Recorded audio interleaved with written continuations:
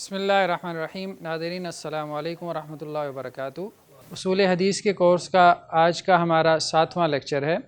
انشاءاللہ آج ہم خبر مردود کی بقیہ اقسام کو ڈسکس کریں گے۔ تو لاسٹ لیکچر سے ہم خبر مردود کو ڈسکس کر رہے ہیں، یعنی وہ خبر جو کہ ریجیکٹڈ خبر ہے، ٹھیک ہے۔ تو خبر کو رد کرنے کے کیا اسباب ہیں؟ دو بڑے اسباب جن کا ہم نے تذکرہ کیا تھا جی، السقوط من الراوی یعنی راوی کا گر جانا، اور دوسرا بڑا سبب کیا تھا؟ الطعن فی الراوی، ٹھیک ہے، یعنی راوی میں طعن کرنا۔ اس کی کتنی قسمیں ہم نے پڑھی تھی؟ 6، ٹھیک ہے۔ 6 یاد بھی ہیں کسی کو؟ جی، کون کون سی؟ معلق تھی پہلے، پھر مرسل تھی، معضل تھی، پھر منقطع تھی، مدلس تھی، اور مرسل خفی تھی، ٹھیک ہے جی۔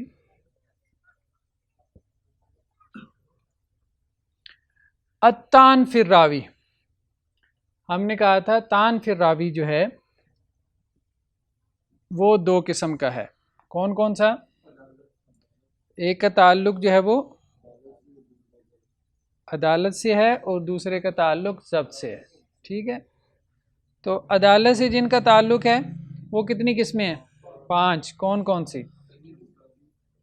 کذب، ٹھیک ہے، تہمت کذب، اور پھر فسق، بدعت اور جہالت،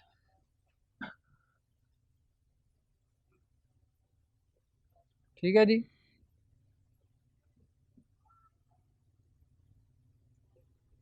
جن کا تعلق ضبط سے ہے کون کون سی؟ فوش الغلط، کثرت غفلت، تیسری ہے جی وہم،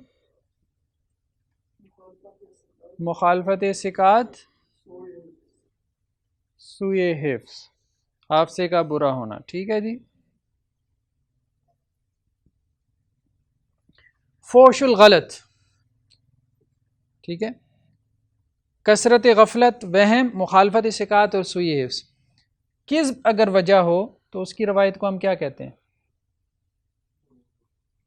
راوی اگر جھوٹا ہے، رسول اللہ صلی اللہ علیہ وسلم کے بارے میں جھوٹ بولتا ہے، تو اس کی روایت کو کیا کہتے ہیں؟ موضوع، من گھڑت، فیبریکیٹڈ۔ موضوع یہاں پہ سبجیکٹ کے معنی میں نہیں ہے، جس کو وضع کیا گیا ہے، جس کو بنایا گیا ہے، ٹھیک ہے۔ عربی میں وضع کا ایک معنی کیا ہوتا ہے؟ بنانا۔ تہمت کذب، اس کی روایت کو کیا کہتے ہیں؟ متروک۔ یہ کون شخص ہے جس کا رسول اللہ صلی اللہ علیہ وسلم کی حدیث کے بارے میں جھوٹ بولنا تو ثابت نہیں ہے، لیکن عام زندگی میں اس کا جھوٹ بولنا ثابت ہے، تو احتیاطاً اس کی روایت بھی نہیں لی جاتی، ترک کر دیا گیا اس کو بھی، کہ مبادا حدیث میں بھی ہمارے ساتھ وہ غلط بیانی نہ کرے، جھوٹ نہ بولے۔ دوسرا، اس کی بھی روایت کو متروک کہتے ہیں جو ایسی روایتیں نقل کرے جو ہمارے دین کی بنیادوں کے خلاف ہو، اسلام کی جو پرنسپلز ہیں، فاؤنڈیشنز ہیں، اس کے خلاف روایتیں بیان کرے، ٹھیک ہے، اس راوی کو بھی ہم چھوڑ دیں گے۔ تیسرا، اگر فسق وجہ ہو تو اس کی روایت کو کیا کہتے ہیں؟ منکر۔ اگر راوی فاسق و فاجر ہو، فاسق و فاجر کسی کہتے ہیں؟ جو گناہ کبیرہ کا ارتکاب کرتا ہو، اس سے بھی محدثین روایت نہیں لیتے تھے، یعنی ایک کرائیٹیریا تھا نا روایت لینے کا۔ آج اگر محدثین روایت لینے کے لیے آ جاتے تو کون باقی بچتا، ٹھیک ہے۔ تو فسق و فجور، فاسق و فاجر نے۔ پھر ہم نے کہا تھا فوش الغلط، اس کی روایت کو بھی منکر کہتے ہیں، اور کثرت غفلت، اس کی روایت کو بھی کیا کہتے ہیں؟ منکر کہتے ہیں۔ اس کی مثال ہم نے ڈسکس کی تھی لاسٹ ٹائم؟ نہیں کی۔ مثال کے طور پہ یہ سنن نسائی اور ابن ماجہ کی روایت ہے، ابو زکیر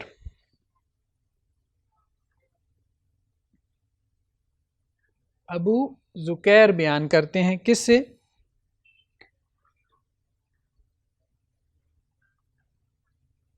ہشام سے. ہشام بیان کرتے ہیں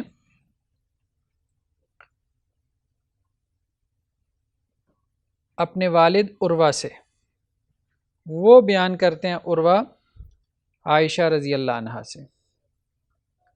ٹھیک ہے. حدیث کیا ہے؟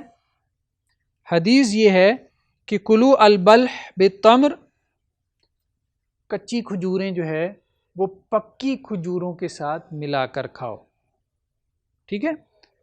فَإِنَّ ابْنَ آدَمَ اِذَا أَكَلَهُ غَضِبَ الشَّيْطَانُ، جب کوئی بندہ پکی اور کچی کھجوریں ملا کے کھاتا ہے تو شیطان کو غصہ آتا ہے. کوئی بات ہے کرنے والی؟ بتائیں نا.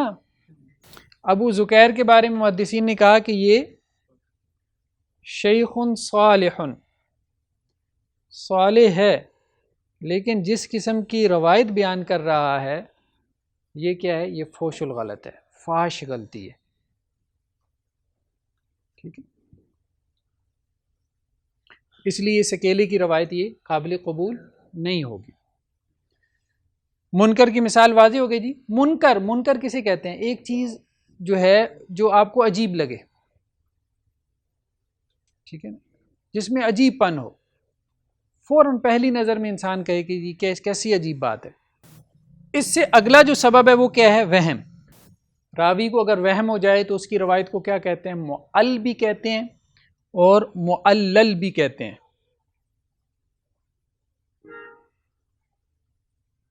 معلل بھی کہہ دیتے ہیں، بعض لوگ معلول بھی کہہ دیتے ہیں، لیکن بعض محدثین نے کہا کہ معلول کہنا درست نہیں ہے. عربوں کے ہاں یہ استعمال نہیں ہوتا معلول لفظ. اصل میں کیا ہے؟ معل ہے یا معلل ہے. ٹھیک ہے. تو وہم جو ہے اس کی دو قسمیں ہیں.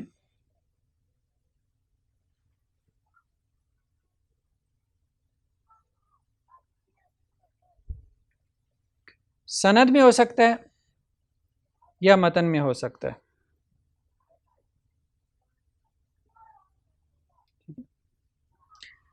سند میں وہم کی مثال انہوں نے بیان کی ہے کہ یالا جو ہیں، یالا بن عبید، ٹھیک ہے، یہ بیان کرتے ہیں سفیان ثوری سے. یہ صحیح بخاری کے راوی ہیں، یالا یعنی ثقہ راوی ہے. ٹھیک ہے. یہ سفیان ثوری سے نقل کرتے ہیں اور یہ عمر بن دینار سے، اور یہ عبداللہ بن عمر سے.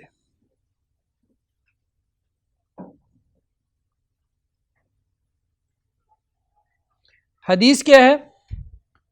اور یہ اللہ کے نبی صلی اللہ علیہ وسلم سے کہ البیعان بالخیار، دو بے کرنے والے نا ان کو کیا ہے؟ اختیار ہے. جب تک وہ جدا نہیں ہو جاتے اس وقت تک ان کو کیا ہے؟ اختیار ہے. یعنی جب تک آپ دکان پہ کھڑے ہیں نا، خرید و فروخت کر رہے ہیں، تو دکاندار کے ساتھ آپ کا ایک بھاؤ تاؤ طے ہو گیا. آپ نے کہا بھائی یہ چیز مجھے دے دو، 100 روپیہ مجھ سے لے لو. ٹھیک ہے.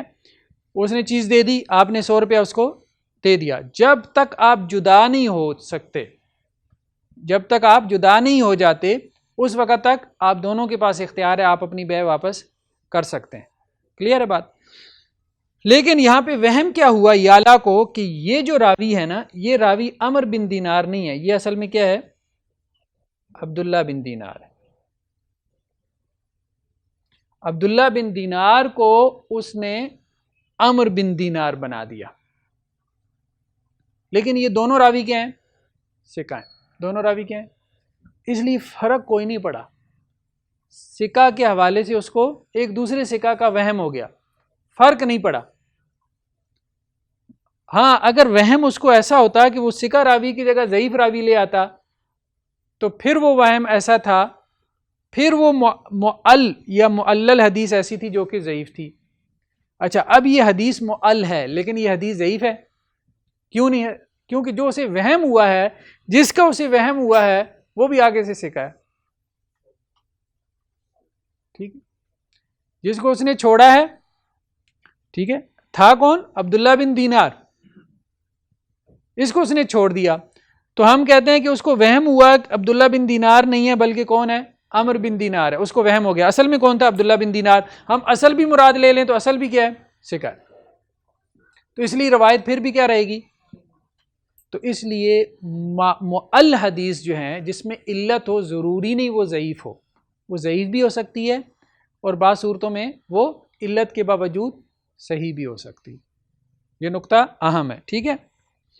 دوسرا جو ہے متن کی مثال، ابن ابی مریم جو ہیں وہ مالک سے نقل کرتے ہیں، وہ زہری سے، اور وہ انس رضی اللہ عنہ سے۔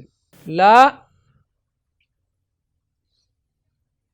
تباغضوا، آپس میں ایک دوسرے سے بغض نہیں رکھو، ولا تحاسدوا، ایک دوسرے سے حسد نہ کرو، ولا تدابروا، ایک دوسرے کے پیٹھ پیچھے برائی نہ کرو، ولا تنافسوا،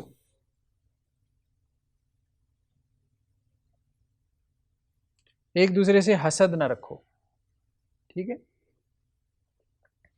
اب یہ جو ولا تنافسوا ہے یہ اس روایت کا حصہ نہیں ہے، اس روایت کا حصہ نہیں ہے۔ بیسیکلی ابن ابی مریم کی ایک اور حدیث ہے جو کہ امام مالک سے ہے، اور امام مالک اس کو بیان کرتے ہیں ابو الزناد سے، اور ابو الزناد اس کو بیان کرتے ہیں آرج سے، اور آرج اس کو بیان کرتے ہیں ابو ہریرہ سے۔ اس حدیث میں کیا ہے؟ ولا تحسسوا، ولا تجسسوا، ٹوہ نہ لگاؤ، جاسوسی نہ کرو،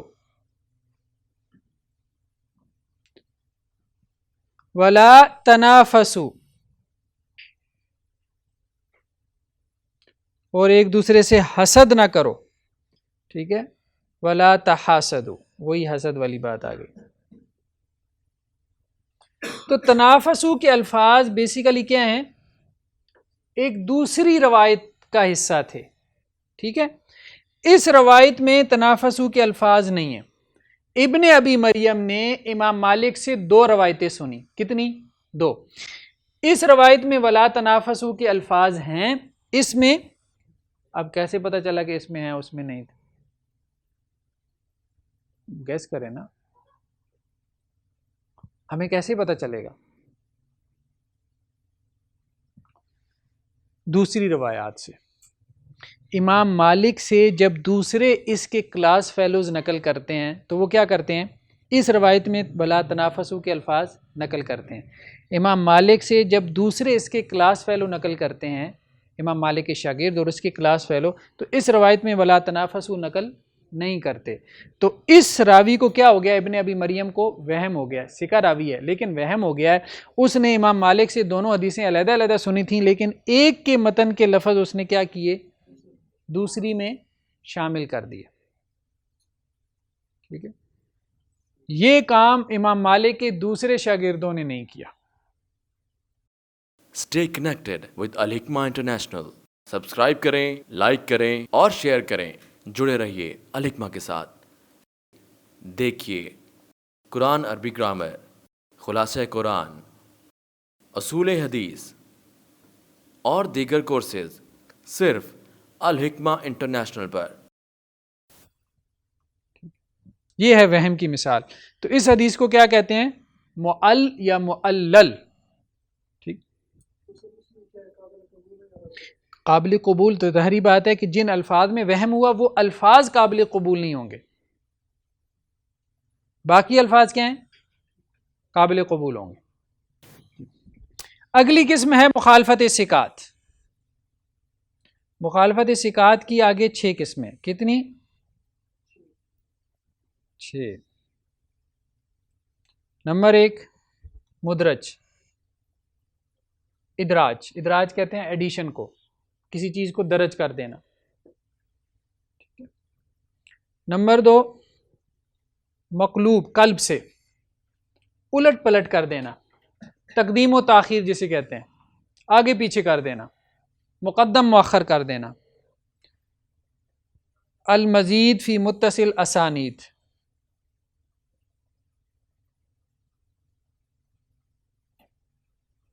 المزید فی متصل اسانید، سند میں اضافہ کر دینا، ٹھیک ہے۔ مضطرب، وہ روایت جس میں کنٹرڈکشن ہو، اضطراب۔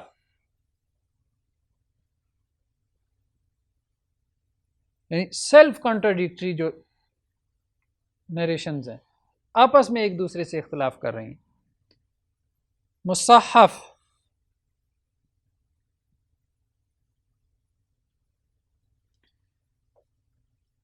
اور مصحف کے ساتھ ہے محرف،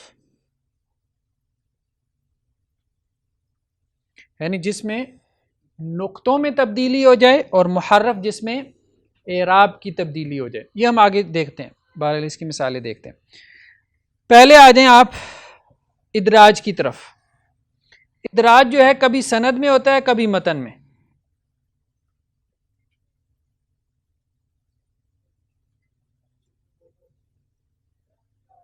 ٹھیک ہے، ادراج کبھی سند میں ہوتا ہے، کبھی متن میں۔ ثابت بن موسیٰ، یہ ایک راوی ہے، ٹھیک ہے، یہ بڑا نیک آدمی تھا، یہ شاگرد تھا شریک بن عبداللہ کا۔ کس کا؟ شریک بن عبداللہ القاضی، یہ محدث ہیں، یہ ان کا شاگرد تھا۔ تو شریک بن عبداللہ ایک مرتبہ حدیث بیان کر رہے تھے کہ مجھ سے فلاں نے بیان کیا، ان سے فلاں نے بیان کیا، اور ان سے حضرت ابو ہریرہ نے بیان کیا۔ جب وہ یہاں پہ پہنچے نا، تو یہ ثابت بن موسیٰ داخل ہوا، یعنی کلاس لگی ہوئی تھی، شریک بن عبداللہ سند بیان کر رہے تھے، ٹھیک ہے۔ سند جیسی ختم ہوئی نا، انہوں نے کہا مجھ سے فلاں نے بیان کیا، ان سے فلاں نے، ان سے فلاں نے، اور ان سے حضرت ابو ہریرہ نے بیان کیا۔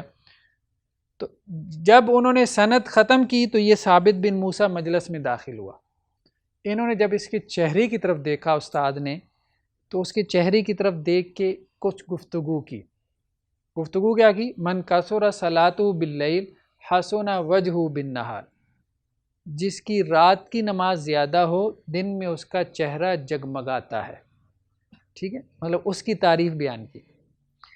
اس نے یہ سمجھا، یا بعض راویوں نے یہ سمجھا کہ شاید یہ حدیث ہے۔ سمجھ رہے ہیں بات؟ تو یہ کیا ہے؟ اس کو کہتے ہیں ادراج۔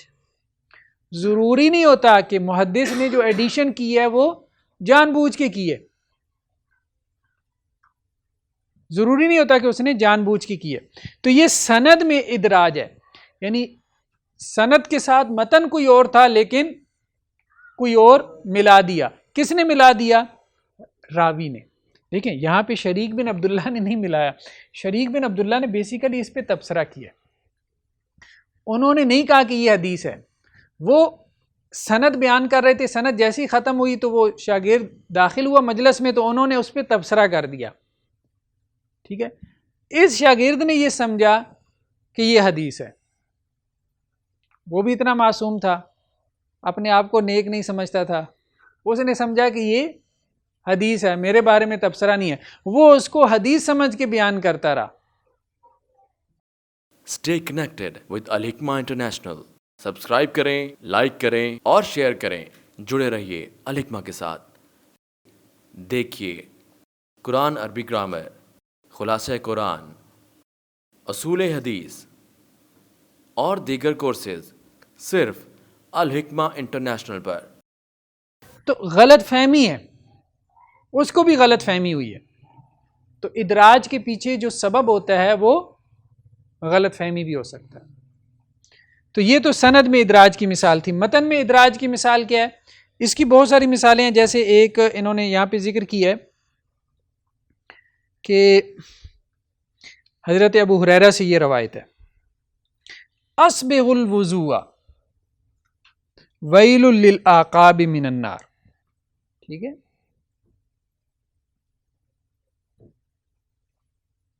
اسبغ الوضوء ویل للعقاب من النار.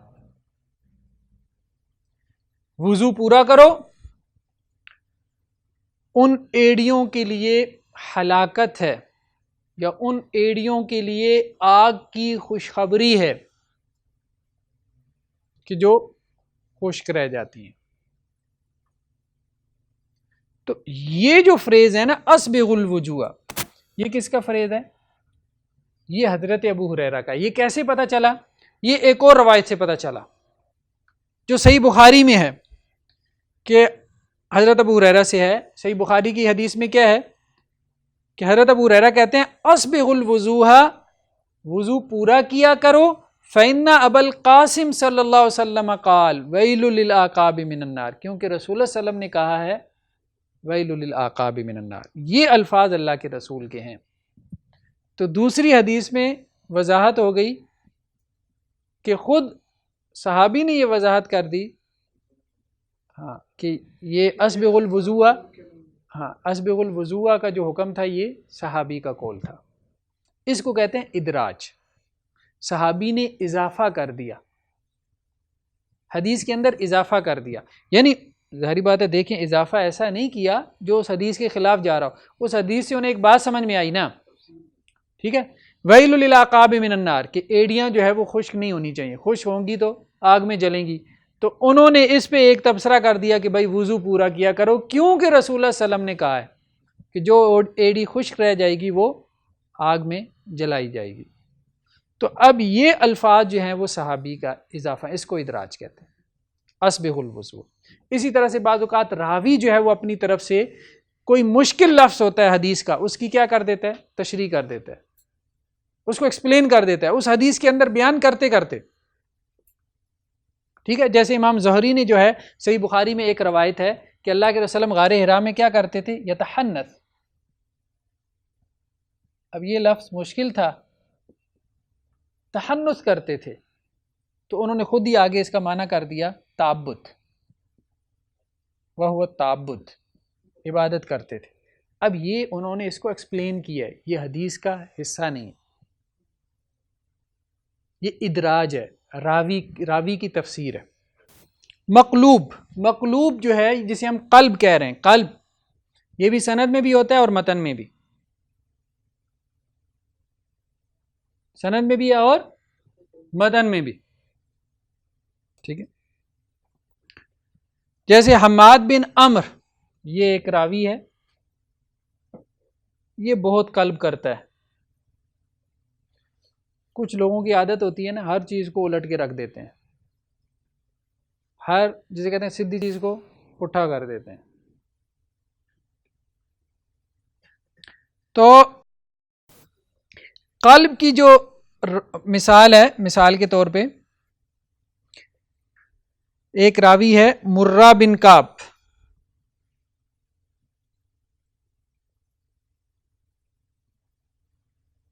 اس کو کیا کر دینا؟ کعب بن مرہ. اس کو کہیں گے سند میں قلب کرنا، سند کے راویوں کو الٹ پلٹ کر دینا. ٹھیک ہے. متن میں اس کی مثال کیا ہے؟ وہ صحیح مسلم کی روایت ہے. صحیح مسلم کی روایت میں ہے کہ 7 لوگوں کو اللہ تعالیٰ کیا کریں گے قیامت والے دن؟ اپنا عرش کا سایہ دیں گے. ان 7 میں ایک بندہ یہ بھی ہے کہ جو صدقہ کرتا ہے اتنا چھپا کے کہ الفاظ کیا ہیں؟ حتی لا تعلم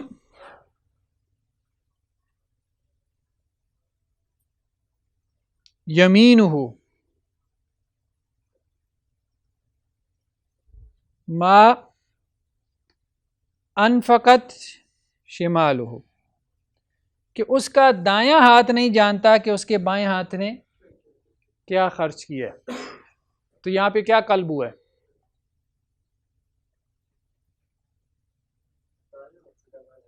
دائیں ہاتھ سے کرنا چاہیے تھا، کہ اس کا بایاں ہاتھ نہیں جانتا کہ اس کے دائیں نے کیا خرچ کیا، اصل میں یہ تھا.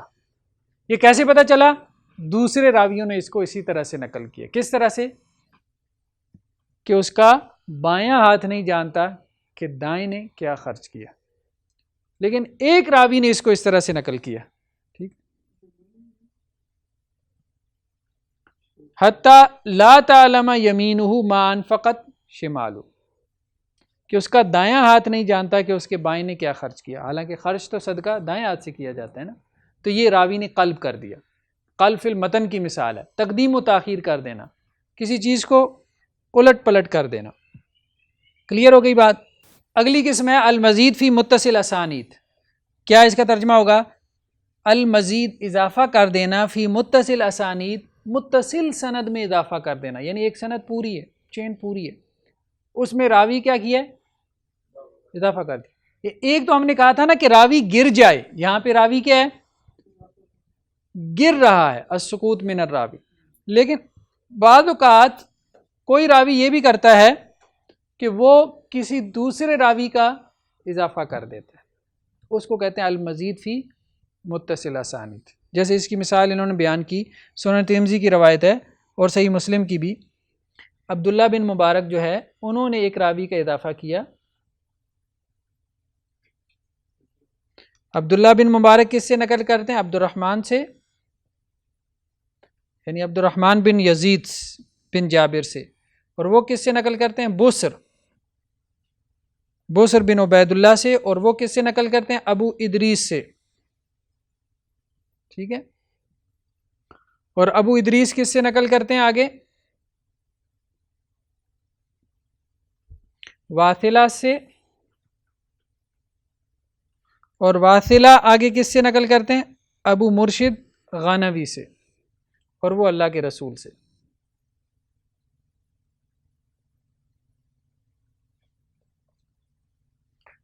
تو امام بخاری یہ کہتے ہیں کہ عبداللہ بن مبارک نے جو ہے یہ ابو ادریس الخولانی کا اضافہ کیا. اصل میں یہ حدیث کیا ہے کہ عبد الرحمن بصر سے نقل کرتے ہیں اور بصر واصلہ سے نقل کرتے ہیں. یہ سند متصل ہے، چین کیا ہے؟ متصل ہے. ٹھیک ہے. یہ دونوں آپس میں استاد شاگرد ہیں، درمیان میں اس کی اضافے کی ضرورت نہیں تھی. تو یہ اضافہ جو ہے وہ غلط فہمی سے ہوا ہے. ٹھیک ہے. یہ بات کس نے کی ہے؟ امام بخاری نے. جی. تو اگلا ہے مضطرب یعنی اضطراب. اضطراب سند میں بھی ہوتا ہے اور متن میں بھی ہوتا ہے. ٹھیک ہے. اضطراب کی مثال کیا ہے؟ جیسے ایک روایت ہے سنن ترمذی کی فاطمہ بنت قیس سے کہ رسول اللہ صلی اللہ علیہ وسلم سے زکوٰۃ کے بارے میں سوال کیا گیا. رسول اللہ علیہ وسلم نے کیا کہا؟ ان فی المال لحقا سوى الزکاۃ. ٹھیک ہے. یہ ایک حدیث ہے، کس کی ہے؟ سنن ترمذی کی. دوسری روایت سنن ابن ماجہ کی ہے، اور وہ کیا ہے؟ لیس فی المال حق سوى الزکاۃ. کیا سمجھ میں آئی؟ کوئی کنٹرڈکشن ہے دونوں میں؟ ایک حدیث یہ کہہ رہی ہے کہ بے شک فی المال مال میں حق ہے زکوٰۃ کے علاوہ بھی، زکوٰۃ کے علاوہ بھی آپ کے اوپر کچھ فرض ہے. ایک حدیث کیا کہہ رہی ہے؟ زکوٰۃ کے علاوہ بھی آپ کے مال میں کچھ حق ہے غریبوں کا. ٹھیک ہے. دوسری حدیث کیا کہہ رہی ہے؟ لیس فی المال حق سوى الزکاۃ. زکوٰۃ کے علاوہ آپ کے مال میں کوئی اور حق نہیں ہے. اپنے طور پہ صدقہ کر دیں تو کر دیں، ٹھیک ہے، جیسے کہتے ہیں رضاکارانہ طور پہ والنٹریلی جتنا مرضی خرچ کریں، لیکن واجب نہیں ہے، کوئی چیز فرض نہیں ہے. حق کا مطلب یہاں پہ کیا ہے؟ فرض. ایک حدیث کہہ رہی ہے کہ زکوٰۃ کے علاوہ بھی کچھ فرض ہے، دوسری کہہ رہی ہے کہ زکوٰۃ کے علاوہ کچھ فرض نہیں ہے. تو یہ کنٹرڈکشن ہے، اس کو کہتے ہیں مضطرب. اگر کوئی محدث دونوں کی ایسی انڈرسٹینڈنگ بیان کر دے، ایسی ایکسپلینیشن، ایسی انٹرپریٹیشن کر دے جس سے یہ تعارض ختم ہو جائے، تو پھر ہم اس کو کیا کہتے ہیں؟ ہم نے پڑھا تھا نا تعارض کیسے ختم کیا جاتا ہے. تو اس عمل کو کیا کہتے ہیں؟ تطبیق. توفیق تطبیق پیدا کرنا ہے، دونوں کو جمع کرنا. ٹھیک. تو یہ ہے کنٹرڈکشن، یعنی ایک حدیث کا متن دوسری حدیث کے متن سے کیا ہو؟ ٹکرا رہا ہو، کنٹراڈکٹ کر رہا ہو، تو وہ دونوں حدیثیں کیا ہو جائیں گی؟ ضعیف ہو جائیں گی نا. ٹھیک ہے، دونوں حدیثیں ضعیف ہو جائیں گی، الا یہ کہ آپ ان کی کوئی ایسی انٹرپریٹیشن کریں کہ جس سے وہ دونوں جمع ہو جائیں، یا جمع نہ ہو سکیں تو ایک ناسخ اور دوسری منسوخ ہو جائے، یا وہ بھی نہ ہو تو ان میں سے ایک کو ترجیح قرار دے دیں، ایک کو راجح قرار دے دیں، دوسری کو مرجوح کہہ دیں. اگر وہ بھی نہ ہو سکے تو پھر دونوں کے بارے میں کیا ہوگا؟ توقف. اور توقف کا مطلب کیا ہے؟ کہ آپ اس سے کوئی مسئلہ اخذ نہیں کریں گے. ٹھیک، تو وہ ضعیف کی ایک صورت بن جائے گی. جی، مصحف اسے کہتے ہیں کہ جس میں راوی جو ہے وہ جو سند کے الفاظ ہیں یا متن کے جو الفاظ ہیں ان کے نقطوں میں کوئی تبدیلی کر دے. مثال کے طور پہ عوام بن مراجم،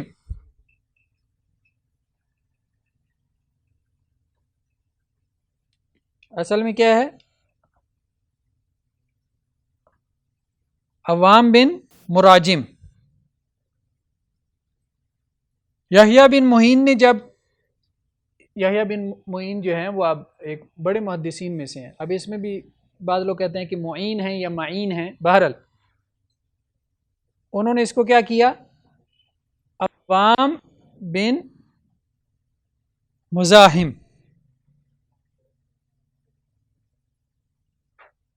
مراجم کو کیا کر دیا؟ اس کو کہتے ہیں تصحیف، نقطوں میں تبدیلی کر دی. ٹھیک ہے، تو یہ تو کس کی مثال ہے؟ سند کی. متن کی مثال کیا ہے؟ صحیح مسلم کی روایت ہے، اس میں یہ ہے کہ جس نے رمضان کے روزے رکھے، اور آگے کیا ہے؟ وَأَتْبَعَهُ، اور اس کے پیچھے اس نے لگا دیے ستم من شوال، شوال کے 6 روزے. ٹھیک ہے، تو اس کا یہ اجر ہے. تو ایک راوی ہے جس کا نام ہے ابو بکر السولی. ابو بکر السولی نے اس کو ستن کو کیا کر دیا؟ ستن کا مطلب 6 ہوتا ہے نا، اس نے اس کو کیا کر دیا؟ شیئن من شوال، یعنی شوال کے کچھ روزے رکھے. تو یہ اس نے کیا کی ہے؟ تصحیف کی ہے. نقطوں میں تبدیلی سے، اور محرم سے کیا بن جاتا ہے؟ ایک نقطے کی تبدیلی سے محرم مجرم بن جاتا ہے. ٹھیک ہے. Stay connected with Al Hikmah international. Subscribe کریں، لائک کریں اور شیئر کریں. جڑے رہیے الحکمہ کے ساتھ. دیکھیے قرآن عربی گرامر، خلاصہ قرآن، اصول حدیث اور دیگر کورسز صرف الحکمہ انٹرنیشنل پر. دیکھیں نا، سند میں تو یہ فرق پڑے گا نا کہ اگر اس نام کا کوئی اور راوی ہوگا تو آپ وہ مراد لے لیں گے، اور اب وہ پتہ نہیں کیسا ہے. ٹھیک ہے. دوسری بات یہ کہ اگر اس نام کا کوئی راوی نہ ہو تو آپ اس کو ڈھونڈتے رہیں گے، کیونکہ یہ تو اس نام سے کتابوں کے اندر درج ہی نہیں ہے. نہیں سمجھ آئی؟ تو محدثین نے اس حوالے سے کام کیا ہے نا، مطلب اس حوالے سے کام کیا. محرف، اگلی قسم کیا ہے؟ محرف.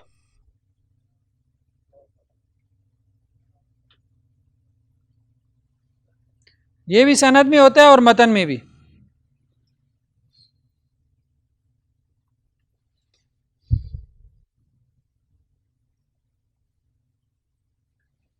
جیسے عقیل، کیا لفظ ہے؟ عقیل. اس کو کیا کر دینا؟ عقیل. عقیل کو عقیل، یہ تو سند میں ہو گیا. ٹھیک ہے. محرف میں کیا ہوگا؟ حرف تبدیل ہوگا. کس طرح سے؟ حرکات کی تبدیلی سے. حرکات کی تبدیلی سے. ٹھیک ہے. حرکات سمجھتے ہیں نا؟ اعراب تو کسی لفظ کے آخری حرف کی جو حرکت ہوتی ہے اس کو اعراب کہتے ہیں، اور پچھلے جو الفاظ ہوتے ہیں اس کی حرکات کو کیا کہتے ہیں؟ حرکات. ٹھیک ہے. متن میں اس کی مثال کیا ہے؟ حضرت جابر کی روایت ہے، رومیہ ابئی، کیا یہ لفظ ہے؟ ابئی، ابئی بن کعب یوم الاحزاب.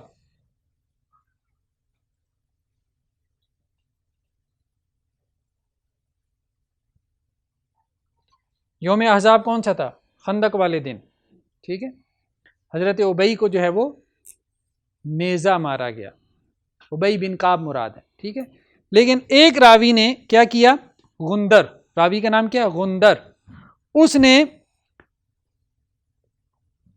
اس میں تحریف کی. تحریف کیا کی؟ اس نے کیا کر دیا؟ اس کو رومیہ ابی کر دیا.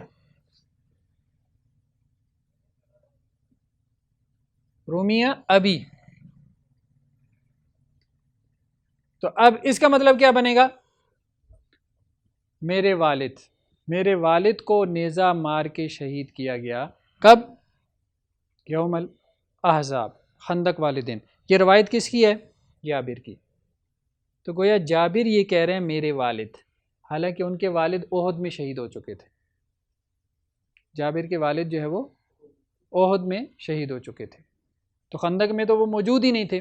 تو اس لیے یہ ابی نہیں ہے بلکہ کیا ہے؟ ابئی ہے. ابئی بن کعب مراد ہے، حضرت جابر کے والد مراد نہیں. اس کو کہتے ہیں تحریف، یعنی حرکات میں تبدیلی کر دینا. ٹھیک ہے جی. مخالفت ثقات سمجھ میں آ گئی؟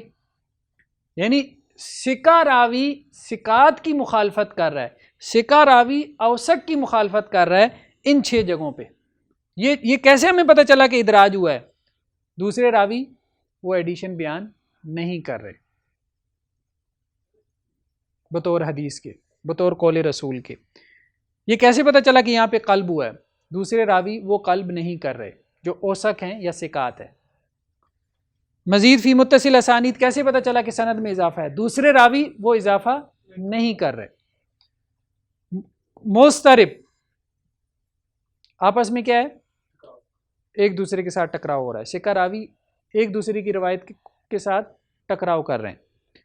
مصحف، ٹھیک ہے، کیسے پتہ چلا کہ دوسرے جو ثقات راوی ہیں یا اوثق راوی ہے وہ، اس سے پتہ چلا کہ یہاں پہ غلطی ہوئی ہے.